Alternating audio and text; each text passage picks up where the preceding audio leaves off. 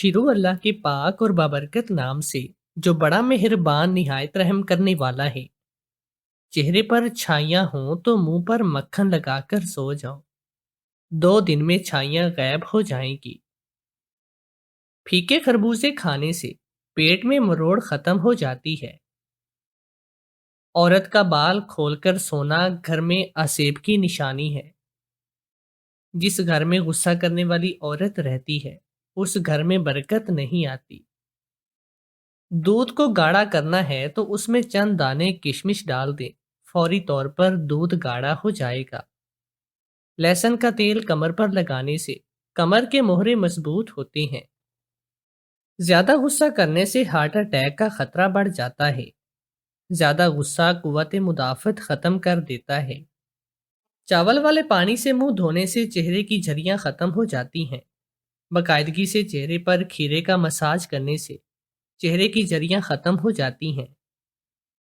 چہرے کو پانی سے گیلا کر کے اس پر پھٹکڑی سے ہلکا ہلکا مساج کرنے سے دانے ختم ہو جاتے ہیں۔ صبح کے ناشتے میں زیادہ کھانا کھانے سے پیٹ بڑھ جاتا ہے۔ جسے لکوہ کی بیماری ہو اسے پیاز ابال کر کھلاؤ۔ اگر کمر کی ہڈی میں درد رہتا ہو تو گڑ اور تل کے لڈو بنا کر کھایا کرو۔ صبح کے وقت چند منٹ ایک ٹانگ پر کھڑے ہونے سے دل مضبوط ہوتا ہے۔ صبح سویرے پھولوں کی خوشبو سونگھنے سے سانس کی بیماری کبھی نہیں آتی۔ دودھ میں السی کے دانے ڈال کر پینے سے نظر عقاب جیسی تیز ہو جاتی ہے۔ اگر چھاتی میں درد ہوتا ہو تو دودھ میں پانی اور نمک ڈال کر پیا کرو۔ بینگن کا بھرتا بنا کر کھانے سے چہرے کی جھریاں ختم ہوتی ہیں۔ سونف اور گڑ کی چائے بنا کر رات کو پینے سے آنکھوں کی نظر تیز ہوتی ہے۔ جن کی نظر کمزور ہو وہ آنکھوں پر کھجور کی گٹھلی روزانہ صبح کے وقت پھیرا کریں۔ بیری کے پتے پانی میں ابال کر اس پانی کو پینے سے شوگر اور بلڈ پریشر کی بیماری دور ہوتی ہے۔ جن عورتوں کی عمر زیادہ ہو گئی ہو وہ چلغوزے کھایا کریں، اس سے جوانی دوبارہ آئے گی۔ پیٹ خراب ہو تو ٹماٹر کے پانی میں تھوڑی سی ہلدی ڈال کر پی لو، آپ کا پیٹ صاف ہو جائے گا۔ بینگن اور خربوزہ ایک ساتھ پکا کر کھانے سے کمر درد میں آرام ملتا ہے۔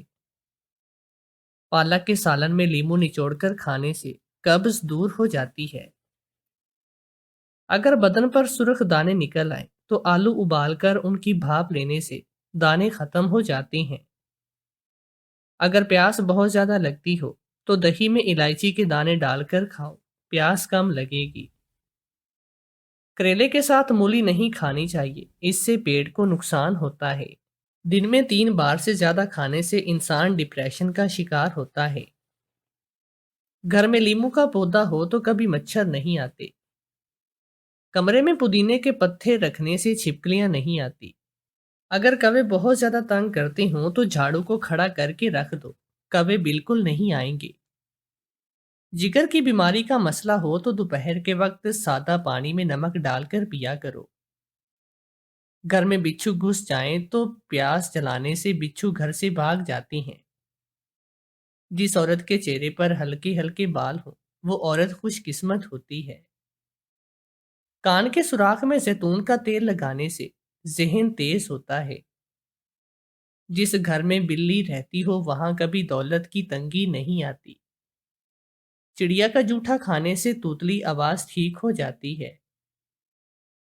مور کا پر گھر میں رکھنے سے سانپ نہیں آتے۔ دودھ میں آملے کا مربع ڈال کر کھانے سے بڑھاپا جلدی نہیں آتا۔ پالک اور میتھی کا سالن کھانے سے پٹھے مضبوط ہوتے ہیں۔ جو صبح جلدی اٹھ جاتا ہے وہ کبھی بیمار نہیں ہوتا۔ ہنستے وقت جس کے آنسو آئیں وہ کامیاب ہوتا ہے۔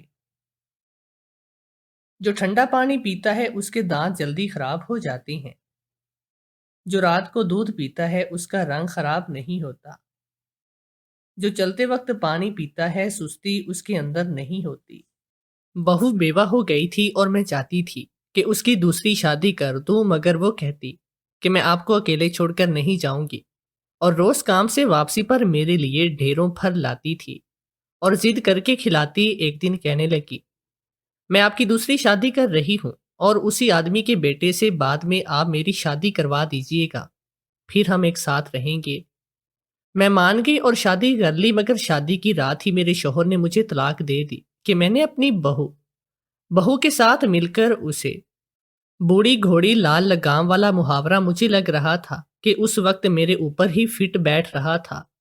بڑھاپے کی شادی میں بھلا کون اتنا تیار ہوتا ہے جتنا اس وقت میری بہو مجھے کر رہی تھی، حالانکہ میں نے اسے بہت منع کیا تھا کہ مجھے بالکل بھی تیار نہیں ہونا اور سادے سے کپڑے پہننے ہیں اور بس نکاح کر کے رخصت ہو جانا ہے۔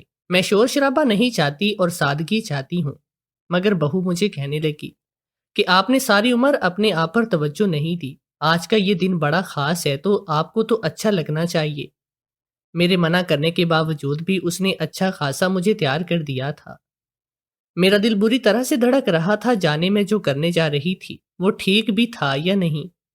ابھی میرے اس قدم کے بارے میں میرے خاندان والوں کو بالکل بھی نہیں معلوم، اور میں نہیں جانتی تھی کہ جب ان کو پتہ چلے گا تو ان کا رد عمل کیا ہوگا۔ اس لیے میں نے فی الحال یہ فیصلہ کیا تھا کہ ان کو کچھ بھی نہیں پتہ چلنے دینا، اور جب صحیح موقع آئے گا تو میں خود ان کو بتاؤں گی کہ میں نے دوسری شادی کر لی ہے۔ تھوڑی دیر میں میرے ہونے والے شوہر بھی اپنے رشتہ داروں کے ہمراہ تشریف لے آئے۔ میں نے اس سے پہلے ان کو نہیں دیکھا اور ابھی بھی دیکھا تھا۔ وہ میری عمر کے لگ بھگ ایک شریف انسان تھے، لیکن اپنی قابل رشک صحت کی وجہ سے اپنی عمر سے تھوڑے چھوٹے نظر آ رہی تھے۔ ان کے ساتھ ان کا جوان بیٹا بھی تھا۔ اسے دیکھ کر مجھے اپنے بیٹے کی یاد آ گئی اور میں رونے لگی تو میری بیوہ بہو مجھے کہنے لگی، امی اب آپ نے وعدہ کرنا ہے کہ آپ روئیں گی نہیں، یہ وقت رونے کا نہیں بلکہ خوش ہونے کا ہے۔ آپ کی نئی زندگی کی ابتدا ہو رہی ہے تو سب کچھ بھول بھال جائیں۔ نکاح کے بعد میں نے اسے کہا کہ وہ میرے ساتھ ہی اس گھر میں چلے، لیکن اس نے منع کر دیا تو مجھے پھر اکیلے ہی جانا پڑا۔ میرے شوہر کا گھر بہت بڑا تھا، اس کی ملازموں نے مجھے اس کے کمرے میں پہنچا دیا اور میں اس کا انتظار کرنے لگی تھی۔ ابھی کچھ دیر گزری تھی کہ بہو کا فون آ گیا۔ وہ بہت گھبرائی ہوئی لگ رہی تھی، مجھے کہنے لگی کہ امی آپ جلدی سے یہاں پر واپس جائیں، کچھ بھی ٹھیک نہیں ہے۔ میں نے چونک کر پوچھا، تم کیا کہہ رہی ہو؟ ابھی تو میرا نکاح ہوا ہے اور اب تم کہہ رہی ہو کہ کچھ ٹھیک نہیں؟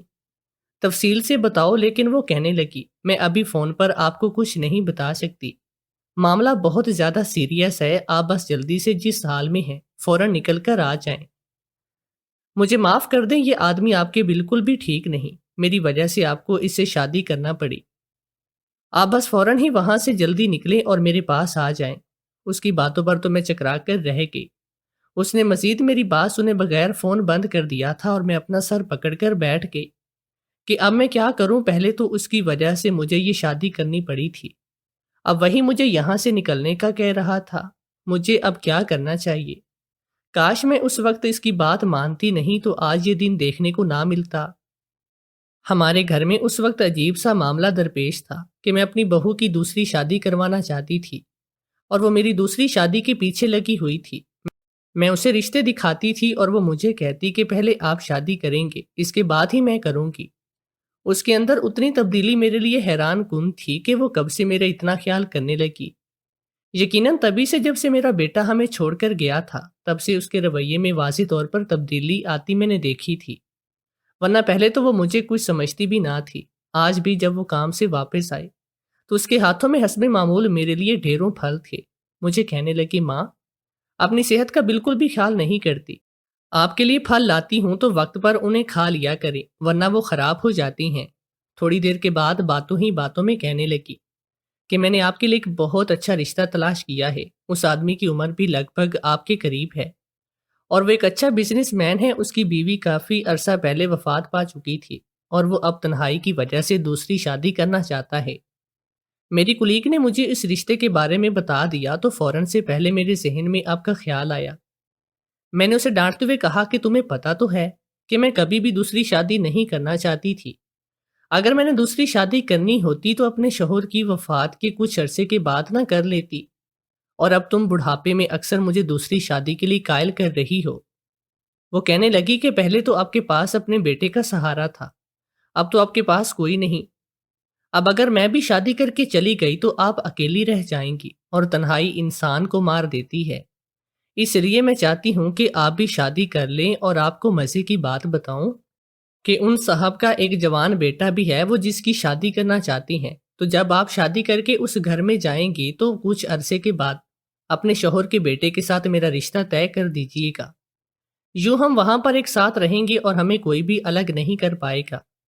آپ جانتی تو ہیں کہ میرا دل نہیں چاہتا کہ میں آپ کو چھوڑ کر جاؤں اور دوسری شادی کروں، اور آپ یہ بھی جانتی ہیں کہ میرے اپنے گھر والے میری دوسری شادی پر اتنا دباؤ ڈال رہے ہیں کہ بس میں آپ کی وجہ سے ہی رکی ہوں۔ آپ ایسا کریں گی تو نہ آپ کو مجھے چھوڑنا پڑے گا اور نہ ہی مجھے آپ کو۔ وہ تو یہ کہہ کر چلی گئی اور میں سوچ میں پڑ گئی کہ مجھے اب کیا قدم اٹھانا چاہیے۔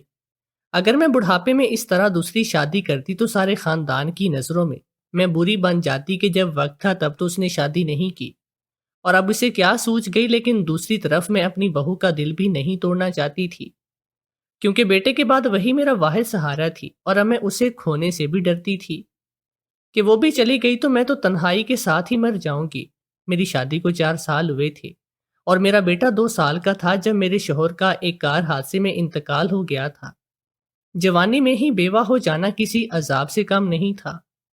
لوگوں کی باتیں اور نظریں سہنا آسان کام نہیں تھا۔ میرے گھر والوں نے بہت زور دیا کہ میں دوسری شادی کر لوں، لیکن کوئی بھی اتنا اچھا نہیں تھا کہ مجھے میرے بیٹے کے ساتھ اپناتا۔ میں اپنے بیٹے کو اکیلا نہیں چھوڑنا چاہتی تھی، اس لیے میں نے فیصلہ کر لیا کہ میں کبھی دوسری شادی نہیں کروں گی۔ اپنے بیٹے کے لیے ساری زندگی ایسے ہی گزار دی اور اسے پال پوس کر بڑا کیا، بڑے چاؤ سے اس کی شادی کی، اور دل میں تو یہی ارمان تھا کہ اب گھر میں 2 سے 3 افراد ہوں گے تو کچھ ہی عرصے کے بعد میرے بیٹے کے بچے ہوں گے تو اس گھر میں رونق ہو جائے گی اور اس گھر کا خالی پن دور ہو جائے گا۔ تب مجھے لگتا تھا کہ بہو کے انتخاب میں نے بڑی غلطی کی، کیونکہ میرا بیٹا ایک بہت ہی دھیمے مزاج کا شائستہ انسان تھا، جبکہ بہو اس کے بالکل برعکس تھی۔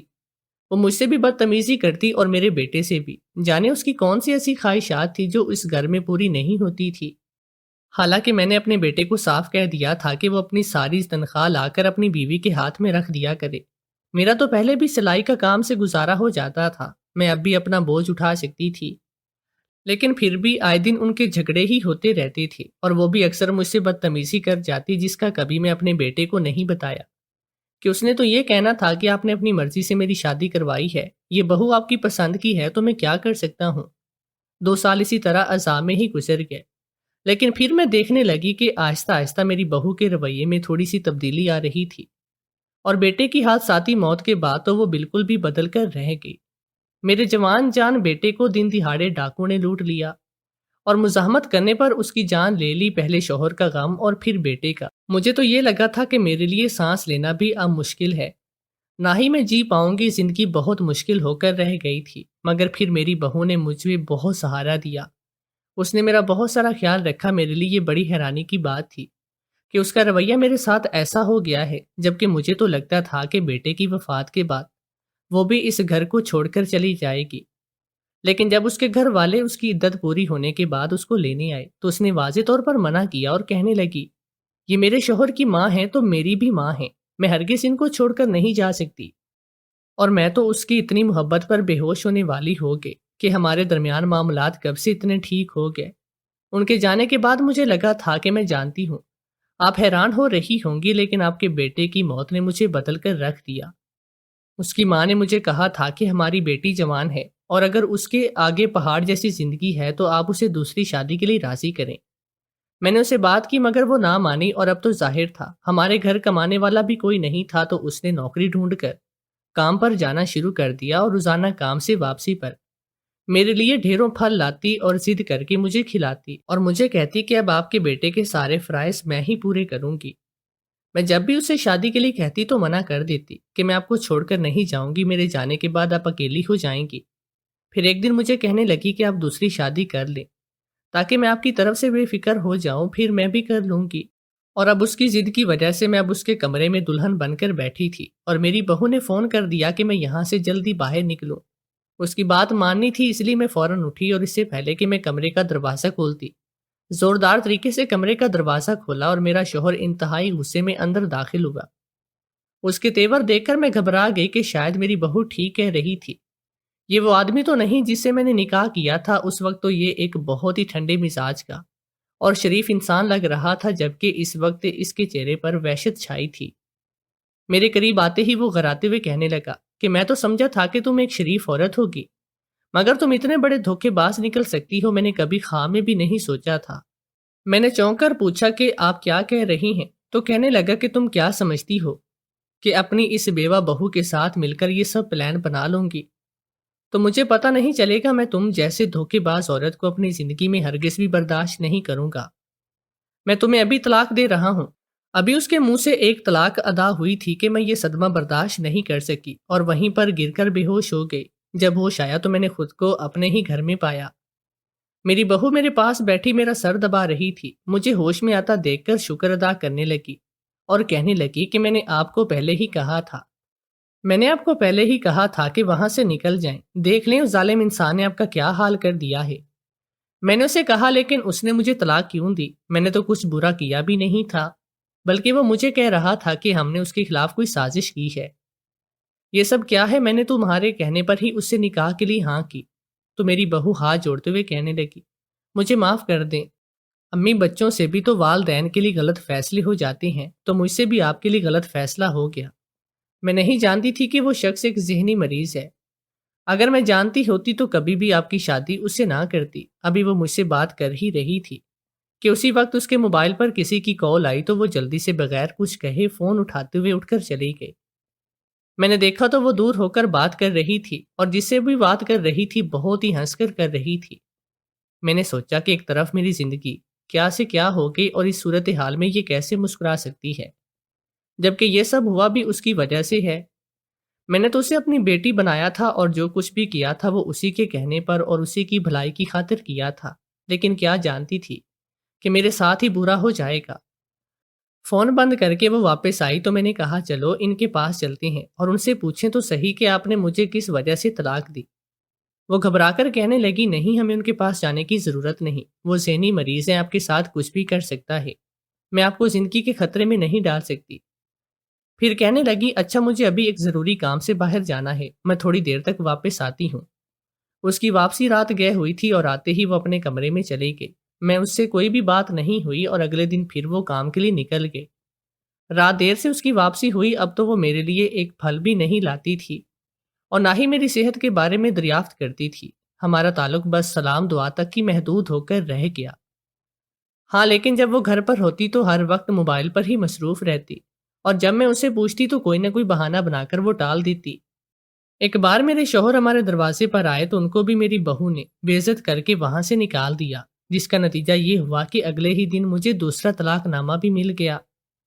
اور جانے کیوں مجھے ایسا لگا کہ میری بہو بہت خوش ہوئی ہو، مجھے کہنے لگی کہ وہ شخص آپ کے قابل نہیں، بس اب آپ اسے تیسری طلاق بھی جلد سے جلد لیں اور اپنا کام ختم کریں۔ یہ سب مجھے بالکل بھی ٹھیک نہیں لگ رہا تھا۔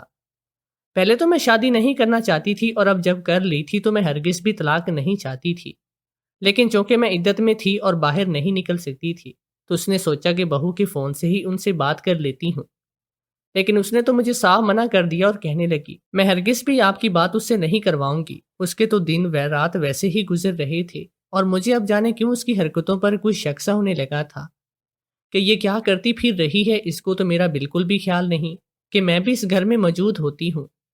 ایک دن میری پڑوسن آ کر مجھے کہنے لگی کہ آپ کو پتہ بھی ہے کہ آپ کی بہو کن چکروں میں ہے، روز ایک لڑکے کے ساتھ وہ گھر سے نکل جاتی ہے، ہر شام کو واپسی بھی اسی کے ساتھ ہوتی ہے، آپ کو چاہیے تھا کہ اس کی دوسری شادی کروا دیں۔ ظاہر ہے وہ جوان ہے اور اگر اس کو صحیح طریقے سے اپنی خواہشات پوری کرنے کا راستہ نہیں ملے گا تو وہ غلط طریقے کو ہی اپنائے گی۔ تو آپ کو مشورہ ہے کہ جس کے ساتھ اس کا چکر چل رہا ہے اسی کے ساتھ اس کو بیاہ دیں۔ میں تو یہ سن کر ہی پریشان ہو گئی کہ ایسا کیسے ہو سکتا ہے۔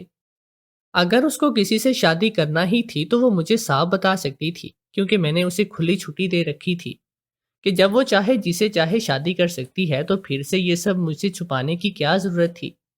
میں ابھی انہی خیالوں میں گم تھی کہ مجھے کہنے لگی، مجھے پتا تھا کہ آپ کو میری باتوں پر یقین نہیں آئے گا، اس لیے ثبوت کے طور پر میں نے اپنے موبائل میں ان دونوں کی تصویریں بھی بنائی ہیں، آپ یہ دیکھ لیں اپنے موبائل کی سکرین آگے کی۔ اور تصویر دیکھ کر تو میرے رہے سہے ہوش بھی اڑ گئے، کیونکہ اس تصویر میں تو اس کے ساتھ میرے شوہر کا بیٹا بلال تھا۔ ایک طرف وہ مجھے کہہ رہی تھی کہ میں ان سے طلاق لے لوں اور ان کے ساتھ دوبارہ کبھی رابطہ نہ کروں، اور دوسری طرف وہ اسی کی بیٹے کے ساتھ شادی کرنا چاہ رہی تھی اور گھوم پھر رہی تھی۔ یہ سب کیا چکر تھا؟ میرا تو دماغ الجھنے لگا تھا۔ پڑوسن کو تو میں نے کسی طرح سے مطمئن کر کے واپس بھیج دیا، لیکن سوچنے لگی کہ مجھے اپنی بہو کے کارناموں کے بارے میں سنجیدگی سے کچھ سوچنا ہوگا، اور اس کے لیے ضروری تھا کہ میں اپنے شوہر سے ایک بار ملتی، اور میری بہو تو ہرگز بھی ایسا نہیں چاہتی تھی۔ اس لیے میں اس کو بغیر بتائے اپنے شوہر کے گھر پہنچ گئی۔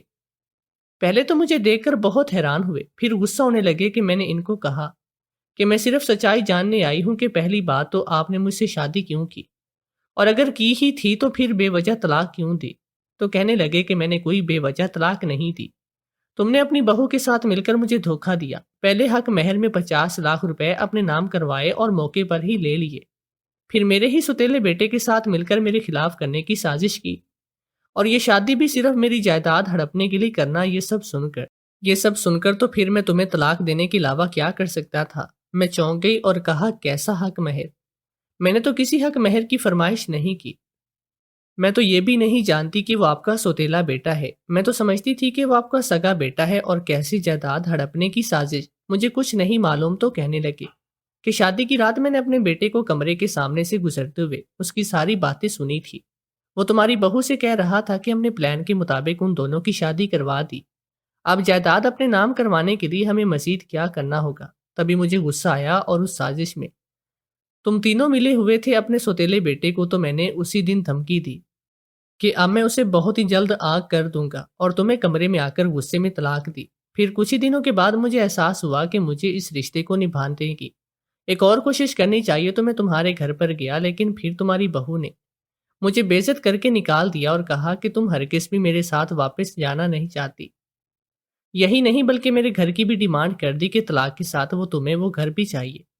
تو میں یہی سمجھا کہ تم ایک لالچی عورت ہو جس نے صرف اس لیے مجھ سے شادی کی کہ میری جائیداد اپنے نام کر سکے۔ یہ سب سن کر تو میرے قدموں تلے سے زمین نکل گئی۔ میں نے اس کو کہا کہ میں قسم کھانے کو تیار ہوں، مجھے تو ان باتوں میں سے کسی ایک بات کا بھی نہیں پتا۔ میں نے تو یہ شادی صرف اپنی بہو کے کہنے پر کی تھی کہ بعد میں آپ کے بیٹے سے اس کی شادی کروا دوں گی، تو ہم دونوں ہمیشہ ایک ساتھ رہیں گے۔ اس کے علاوہ تو میرا اور کوئی مقصد بھی نہیں تھا۔ تو کہنے لگا، پھر اس سارے معاملے کے پیچھے تمہاری اسی بہو کا ہاتھ ہے۔ وہ لالچی عورت ہے، اور اس نے اپنے مقصد میں تمہیں استعمال کیا ہے۔ ایک طرف وہ تمہیں میرے خلاف کر رہی تھی، اور دوسری طرف وہ میرے سامنے اچھا بننے کا ناٹک کر رہی تھی۔ یہ ساری باتیں سن کر میں بہت مشکل سے اپنے گھر پر پہنچی، تو جیسے ہی میری بہو گھر کے اندر داخل ہوئی، میں نے اسے تھپڑ مارتے ہوئے کہا کہ میں کبھی سوچ بھی نہیں سکتی تھی کہ تم اتنی گھٹیا نکلو گی۔ وہ کہنے لگی، آپ کو سب پتہ چل گیا؟ تو میں نے کہا، ہاں، مجھے سب کچھ پتہ چل گیا ہے کہ اس سب کے پیچھے تمہارا ہاتھ تھا۔ کہنے لگی کہ میں بلال کو بہت پہلے سے پسند کرتی تھی، اور میں بہت جلد اسے شادی کا اعلان کرنے والی تھی، لیکن اس نے مجھے بتایا کہ میرے باپ نے دوسری شادی ہر حال میں کرنی ہے۔ تو میں نے سوچا کہ جس بھی عورت سے وہ شادی کرے گا تو جائیداد میں وہ برابر کی حصے دار بنے گی، تو بہتر نہیں کہ اس کے باپ سے آپ کی شادی کروا دی جائے اور اس سے میں خود شادی کر لوں، تو ساری جائیداد پر میرا ہی قبضہ ہوگا۔ لیکن برا یہ ہوا کہ شادی کی رات ہی اس نے بلال کے منہ سے سب کچھ سن لیا۔ آپ کو طلاق دے کر گھر بھجوا دیا۔ میں چاہتی تھی کہ آپ کا گھر بسا رہے، لیکن بلال نے پھر مجھے سمجھایا کہ آپ کی طلاق ہو جانے سے ہمیں فائدہ حاصل ہو سکتا ہے، ہم آپ کی طلاق کی وجہ سے وہ گھر بھی حاصل کر سکتے ہیں، اور 50 لاکھ روپے تو پہلے ہی ہمارے پاس تھے، اور پھر جب ہم آپس میں شادی کر لیتے تو اس کا باپ کچھ بھی نہیں کر سکتا تھا۔ تو میں نے ہنستے ہوئے کہا، تم نے بہت اچھی چال چلی، لیکن تم شاید یہ بات نہیں جانتی کہ بلال اس کا سگا بیٹا نہیں، سوتیلا بیٹا ہے، اور وہ اس کو اپنی جائیداد سے بے دخل کرنے کا فیصلہ کر چکا ہے، اور وہ بھی تمہارے ساتھ صرف اس لیے تھا کہ تمہارے ذریعے حق مہر کے 50 لاکھ روپے اور وہ گھر کو حاصل کر سکے۔ چاہو تو اسے پوچھ لو۔ یہ بات سن کر اس کے تو رنگ ہی بدل گئے۔ میرے شوہر نے تو مجھ سے صلح کر لی، اور میں اس کے گھر چلی گئی، جبکہ وہ اپنے لالچ کی بدولت اکیلی تھی، کیونکہ بلال تو اس کو لوٹ کر فرار ہو چکا تھا، اور جس جائیداد کے پیچھے اس نے اتنی بڑی سازش رچائی تھی، اب وہ میری ہو چکی تھی۔